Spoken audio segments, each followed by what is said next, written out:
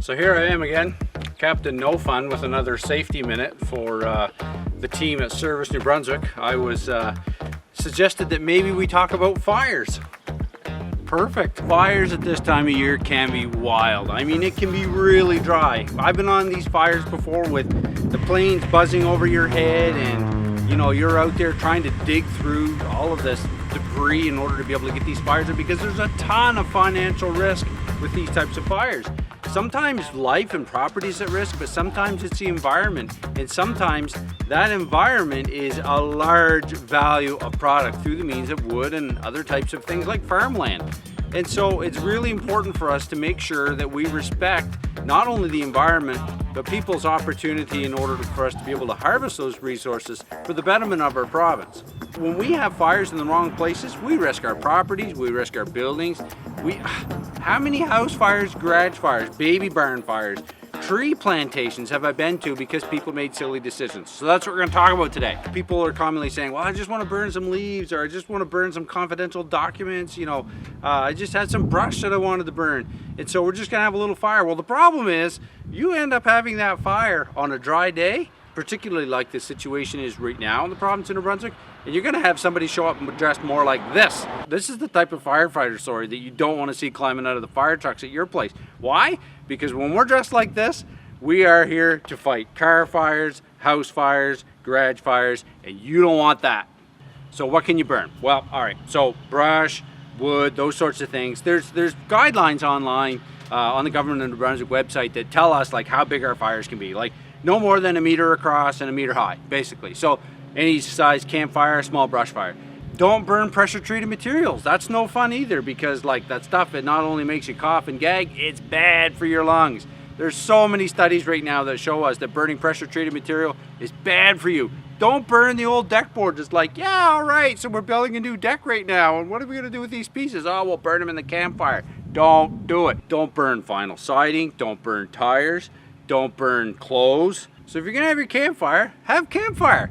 Have campfire wood. It's like, hey, maybe go to the local store and buy a bundle of that prepared dried wood, or if you live out in the country like I do, pick up some dead stuff along the side of the road, or cut it down off of the back of your property, not somebody else's property, your own property. In the cities and in the towns, you got your own bylaws that tell you when you can burn and the type of device that you have to have when you burn. It probably has to have a screen over it. There's got to be material, nice big wide space cleaned out all around it. Gathering around campfires is perfect. I mean, like everybody, most people tend to enjoy those types of experiences. We just don't want to see anybody hurt, and we don't want to see any property wrecked in the process. And please, if you decide that it's a good time to have a grass fire, trust me, it's not. It's never the right time to have a grass fire. Please, never. Grass fires require a permit, but the province of New Brunswick is very clear that it has never issued a permit for grass fires. And so the point is just don't have them. It's not a good idea. Last thing I'll say about fires is back to the burning the right stuff. It's really important that you don't burn the wrong materials. The results might be way more catastrophic than you thought. It might be a whole lot more heat release than you thought. You might end up burned.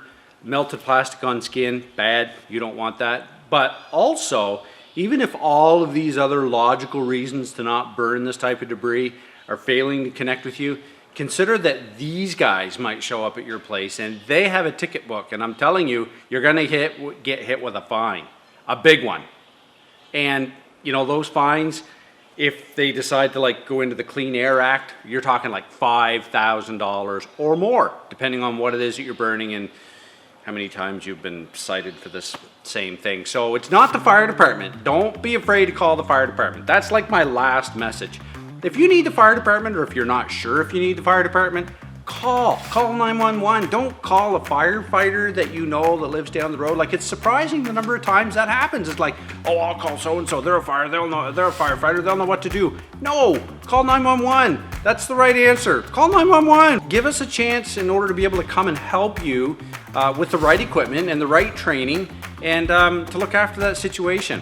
Summer's a great time of year. Burning brush and stuff like that in the spring, cool, I get it. You know, we want to do that sort of thing. We want to clean up. Just let's make sure that we do it right. Have an awesome day.